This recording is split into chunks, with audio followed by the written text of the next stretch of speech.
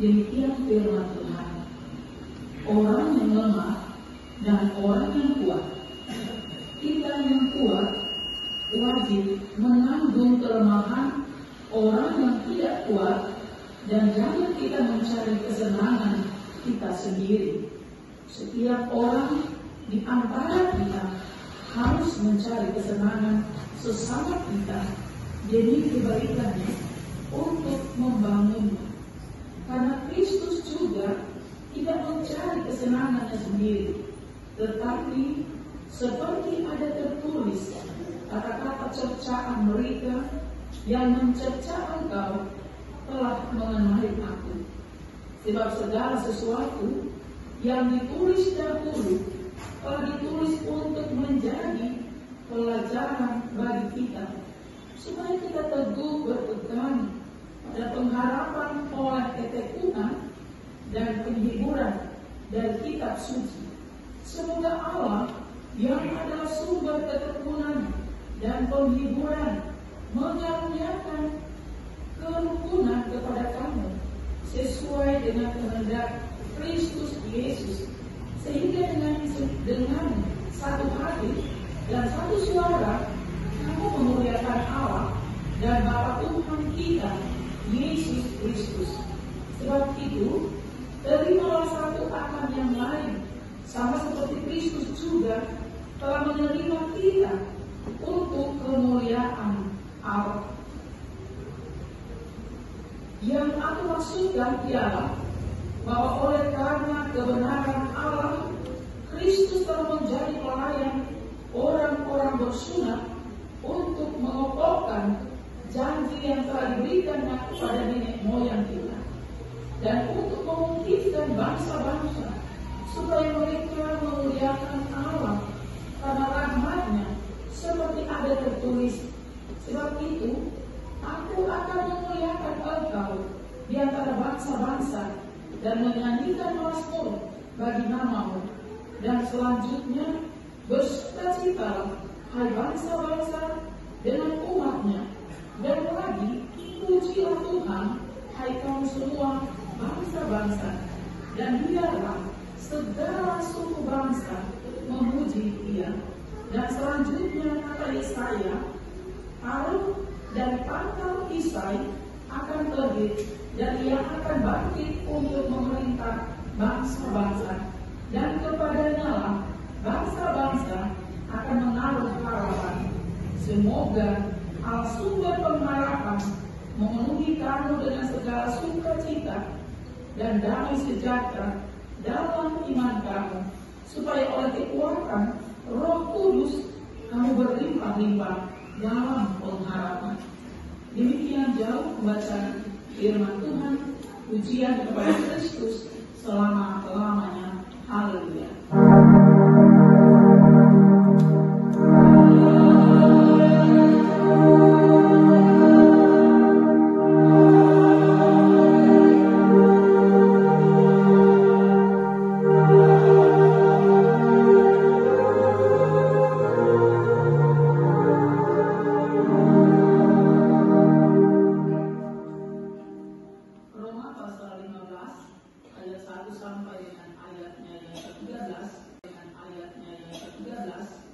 Memberi tema bagi kita dalam khotbah ini, saling menopang dalam perbedaan.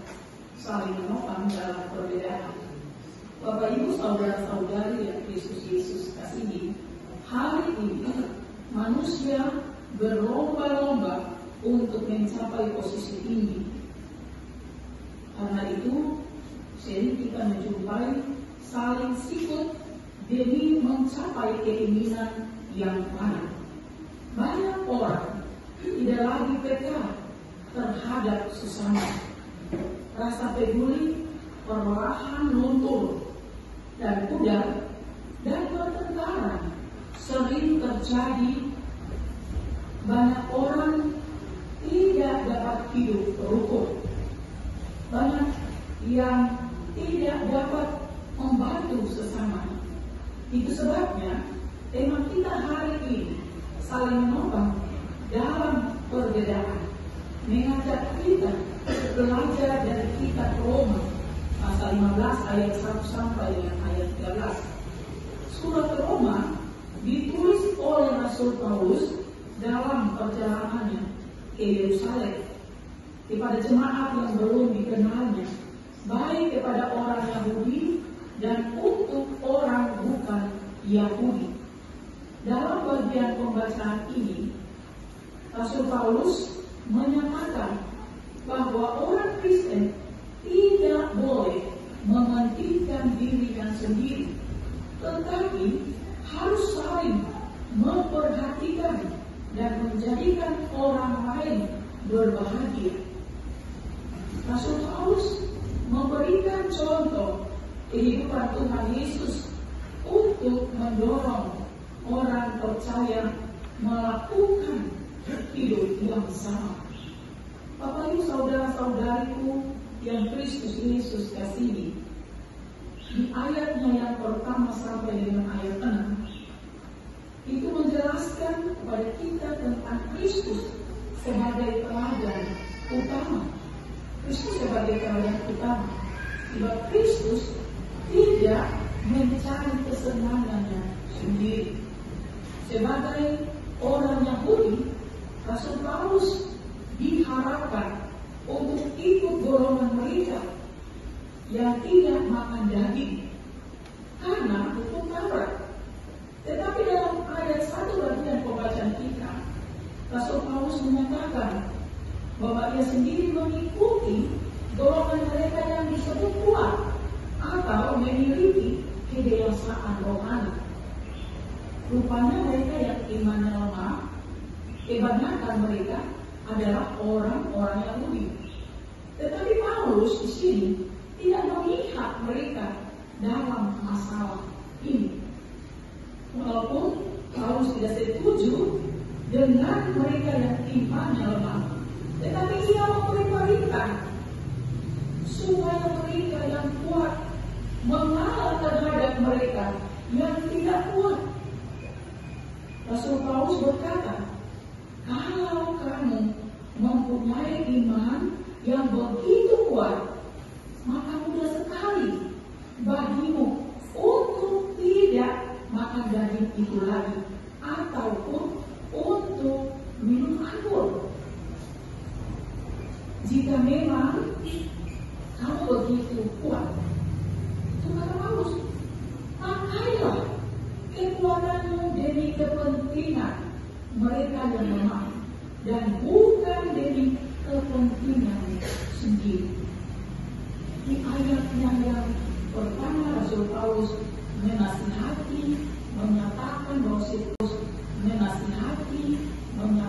bahwa setiap manusia memiliki kekuatan masing-masing, di mana terdapat talenta di setiap diri manusia. Maka dalam hal ini, Rasul Paulus menekankan agar orang kuat dapat menanggung kelemahan orang lain. Dengan kata lain, memberikan perhatian dan semangat kepada orang lain. Sebab kesenangan tidak sendiri, melainkan bersama. Contoh yang sangat konkret adalah dalam kehidupan rumah tangga kita. Bapak Ibu, kita tinggal di dalam masa bulannya keluarga. Untuk itu, kita yang bertumbuh secara baik dalam iman kepada Yesus Kristus, atau dalam bacaan kita ini dibilang kuat, orang Kristen dewasa ini punya tanggung jawab untuk menopang mereka yang kita anggap lemah, yang belum bertumbuh dalam iman. Kalau ini kita dapati dalam hidup rumah tangga kita, baik itu suami, istri, anak-anak, maka kita yang dewasa rohani harus menolong mereka, menopang mereka, memberi perhatian, semangat kepada mereka, supaya mereka juga bertumbuh sebagaimana kita. Sebab kesenangan itu tidak hanya pada kita sendiri, tetapi kesenangan sukacita itu harus menjadi milik bersama. Ayat kedua dalam bagian pembacaan ini, di dalam ayat ini menekankan kerjasama antar saudara di dalam menghadirkan sukacita bersama. Biasa seseorang yang berkarya, tetapi bersama-sama. Sebab ayat 2 menekankan kerjasama antar saudara bahwa saat ada kerjasama antara orang kuat dan lemah, maka di situ akan terdapat pembangunan iman yang datangnya dari Allah. Jadi sama dengan kita memperlengkapi orang-orang kudus milik Allah. Di mana kita memperlengkapinya? Dalam kehidupan kita. Sebab dalam hidup rumah tangga Kristen pasti ada satu dua yang kurang bertumbuh imannya. Dan itu menjadi pekerjaan tanggung jawab kita. Yaitu kita dapat membangun iman mereka. Di dalam 1 Korintus pasal 8 ayat 1 itu mengatakan, kita semua mempunyai pengetahuan. Pengetahuan yang demikian membuat orang menjadi sombong, tetapi kasih membangun. Mereka yang imannya kuat mempunyai pengetahuan, tetapi harus hati-hati. Pengetahuan tersebut hanya dapat membuat orang menjadi sombong kalau tidak rendah hati. Untuk itu, kita yang mempunyai iman yang kuat, kasih itu diperlukan. Karena hanya kasih yang dapat membangun.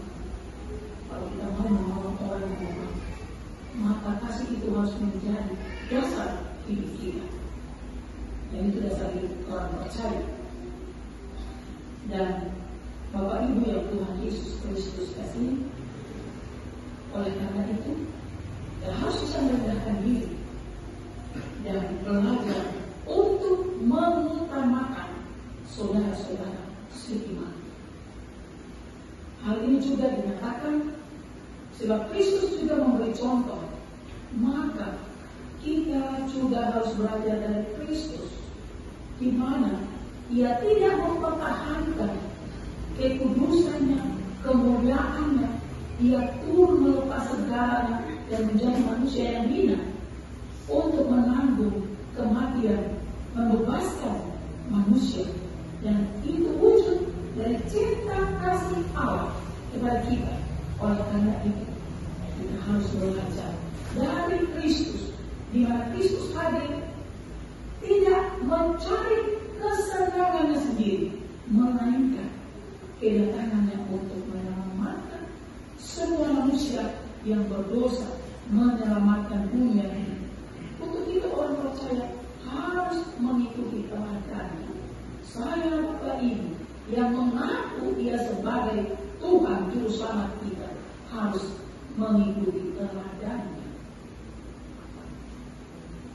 Rasul Paulus di ayat 4 mengutip dari kitab Mazmur.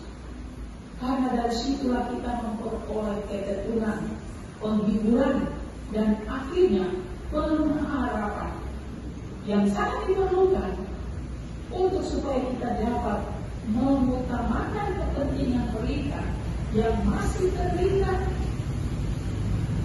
dengan peraturan-peraturan yang sebenarnya tidak berlaku lagi. Sebab apa? Yesus Kristus dalam kematian dan kebangkitannya telah menggenapi perjanjian lama. Untuk itu tidak ada lagi peraturan-peraturan yang dibuat bertambah-tambah dalam hukum Taurat. Hukum Taurat ini ditambah lagi banyak hukum-hukum yang mengikat orang supaya hidup taat. Ternyata yang tambahan-tambahan itu justru membuat orang semakin jauh dan berdosa. Itulah sebabnya kematian Yesus Kristus itu telah menggenapi perjanjian lama, sehingga keterikatan dengan segala peraturan-peraturan sebenarnya sudah tidak berlaku lagi. Kalau kita tarik ke dalam kehidupan kita, maka kita ini masih terikat dengan budaya dan aturan-aturan yang seringkali meninggalkan iman percaya kita. Apakah itu juga kita masih mempertahankan sebagai orang-orang Kristen dewasa? Sebab hanya aturan-aturan ini diberikan oleh orang-orang yang lemah. Dari segala pergumulan yang kita alami, mungkin tidak ada satu pun yang tidak dapat diatasi jika kita memiliki ketekunan, penghiburan, dan pengharapan yang disediakan bagi kita dalam firman Tuhan. Pengharapan yang disediakan bagi kita dalam firman Tuhan. Untuk itu, kalau kita lihat di ayat 5 sampai 6, firman Tuhan mendorong kita agar memiliki rasa rela berkorban terhadap Tuhan dan sesama untuk mencapai kemuliaan Tuhan secara universal, secara umum. Dalam pembacaan ini kembali mengingatkan kita memberi contoh, yaitu sikap rela berkorban terhadap Tuhan, manusia, dan mencapai tujuan kemuliaan Allah. Bapak Ibu saudara-saudara yang Tuhan Yesus Kristus kasih, di saat kita mengimani firman Tuhan ini dan terus bertumbuh kepada Kristus Yesus, maka Allah sumber pengharapan akan menghadirkan sukacita damai sejahtera di dalam kehidupan kita. Sebab Roh Tuhan akan bekerja di dalam kita. Roh Tuhan tidak bekerja di luar kita. Roh Tuhan itu bekerja di dalam kita. Sebab kita hidup karena Roh Allah. Itu sebabnya Roh bekerja di dalam kita. Persoalannya adalah kita saja yang menutup mata hati kita. Untuk itu, Bapak Ibu yang Tuhan Yesus Kristus kasih, belajar dari firman Tuhan pagi hari ini, mengingatkan saya dan Bapak Ibu bahwa Paulus di sini meminta untuk meneladani Yesus dalam hal lebih memperhatikan sesama dibanding memperhatikan diri sendiri. Ayat-ayat yaitu permintaan Rasul Paulus ini berkenaan dengan kewajiban kita sebagai orang-orang yang dianggap kuat. Pada ayat 1, orang-orang yang dianggap kuat ini orang-orang yang dewasa dalam iman. Kita diminta untuk menanggung kelemahan orang yang lemah dengan cara memperhatikan mereka dan mendukung mereka agar tidak jatuh ke dalam kecelakaan. Jangan kita membiarkan.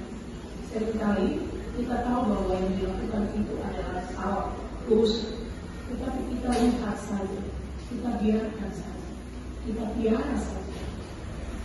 Dalam tanggung jawab sebagai orang yang kuat, maka tanggung jawab kita adalah memperingatkan mereka, menasihati mereka dengan kasih, supaya mereka menerima dan mereka pun bertumbuh iman kepada Yesus, meninggalkan segala dosa dan kesalahan itu. Jangan kita membiarkan mereka. Kita tahu itu adalah dosa, maka jangan dibiarkan. Kita mengingatkan mereka. Untuk itu, dalam bacaan kita, Rasul Paulus memakai kata istilah kuat dan lemah. Ini untuk menggambarkan kehidupan rohani orang percaya. Dan istilah yang kuat ini menunjukkan ada iman orang dewasa, iman yang telah dewasa dalam Kristus, sehingga dia memiliki kepekaan.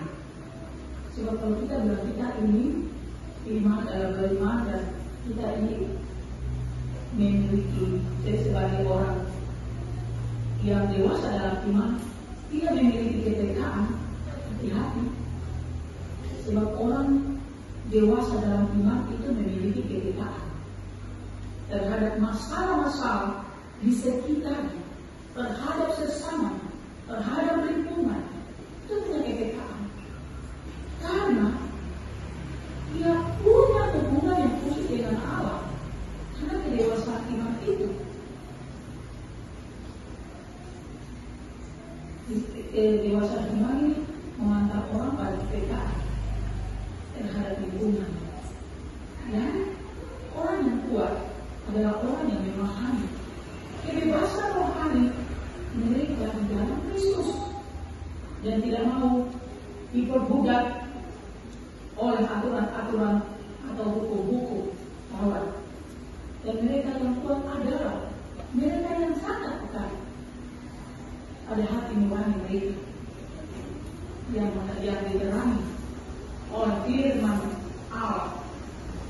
Lebih dari kata mereka akan berjual dan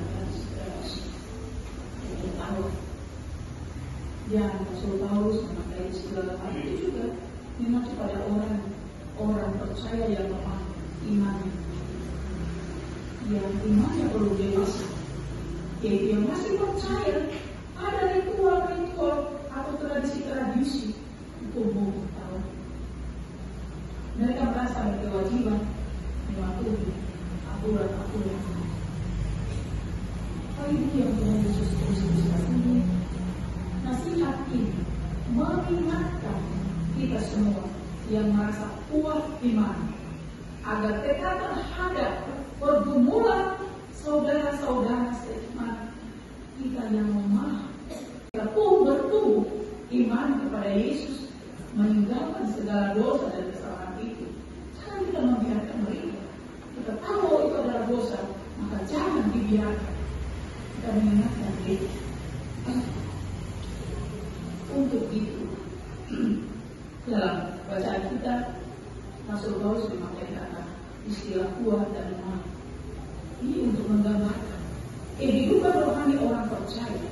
Dan istilah yang kuat ini menunjukkan pada iman orang dewasa, iman yang telah dewasa dalam Kristus, sehingga dia memiliki kebenaran. Sebab kalau kita bilang kita ini beriman dan kita ini memiliki sebagai orang yang dewasa dalam iman, tidak memiliki kebenaran, hati-hati. Sebab orang dewasa dalam iman itu memiliki kebenaran terhadap masalah-masalah di sekitarnya, terhadap sesama, terhadap lingkungan. Itu punya kebenaran karena dia punya hubungan yang khusus dengan Allah. Karena kedewasaan iman itu kedewasaan iman ini mengantar orang pada kebenaran terhadap lingkungan. Ya, orang yang kuat adalah orang yang memahami kebebasan rohani mereka di dalam Kristus dan tidak mau diperbudak oleh aturan-aturan atau hukum-hukum Taurat. Dan mereka yang kuat adalah mereka yang sangat dekat ada hati nurani mereka yang diterangi oleh firman Allah. Lebih dari kata mereka akan berjual dan tahu. Yang Rasul Paulus memakai segala hal itu juga memang kepada orang percaya yang lemah imannya, yang imannya perlu dewasa, yaitu yang masih percaya ada ritual atau tradisi hukum tahu. Mereka merasa berkewajiban mematuhi aturan. Itu yang Tuhan Yesus Kristus ini nasihat ini mengingatkan kita semua yang merasa kuat iman agar tekad terhadap pergumulan saudara-saudara seiman kita yang lemah. Kita harus membantu mereka dengan mendampingi dan mendoakan ketika mereka jatuh dalam berbagai pencobaan. Contoh sangat konkret, apakah dalam kehidupan Bapak Ibu sebagai orang-orang percaya yang dewasa, pernahkah Bapak Ibu mendoakan anak-anak kita yang ada di pinggiran jalan atau di mana, yang karena penyakit sosial yang sangat kita bilang anak-anak yang sudah tidak bisa lagi diharapkan, yang narkoba, mabuk? Pernahkah kita menolong mereka? Pernahkah kita mendoakan mereka dalam doa-doa kita secara pribadi? Saya yakin kita kurang. Sebagai orang dewasa dalam iman, kita kurang berdoa bagi mereka. Kecuali mereka yang terpanggil dan peduli sangat, itu akan berdoa bagi mereka. Anak-anak hayu dan lain-lain sebagainya. Tapi juga jangan jauh-jauh anak-anak hayu dan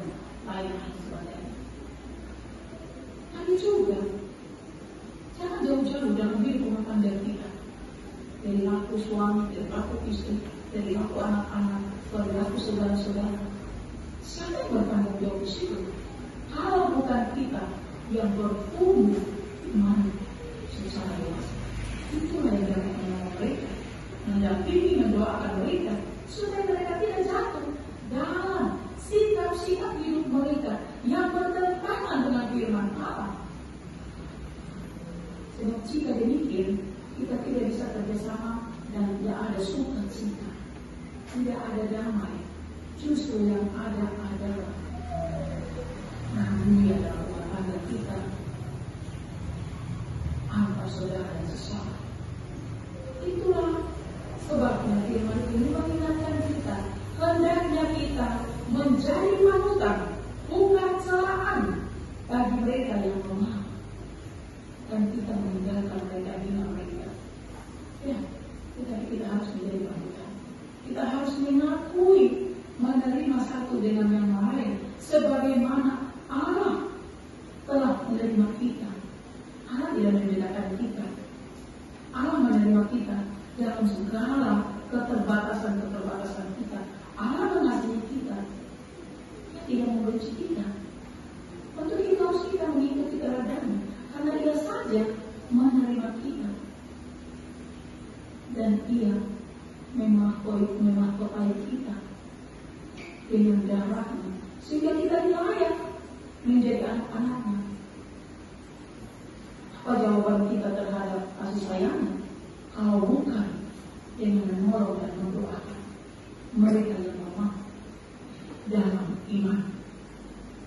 Orang Kristen yang kuat harus mengasihi, harus sabar dan bijaksana terhadap yang lemah.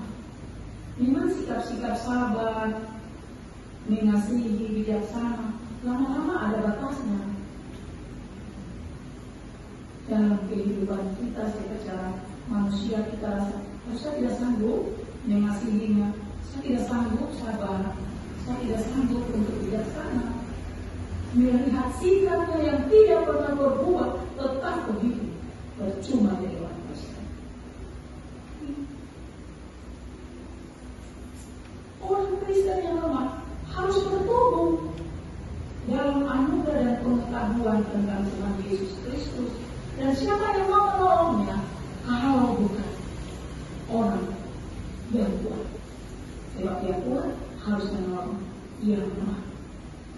Kita harus ingat bahwa segala sesuatu yang kita lakukan di dalam dunia ini akan dipertanggungjawabkan kepada Tuhan di hadapan Hadirat.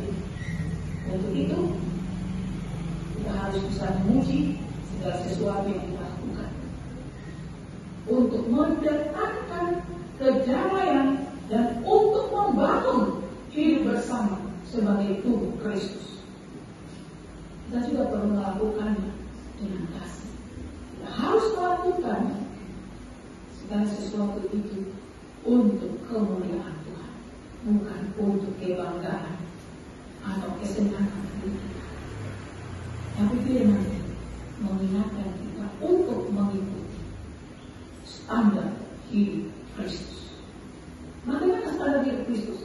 Setia baca firman Tuhan, berdoa dan menyanyi puji Tuhan, supaya kita diberi hikmat pengetahuan untuk seolah bertumbuh di dalam anugerah Tuhan. Tuhan Yesus memberkati kita. Amin.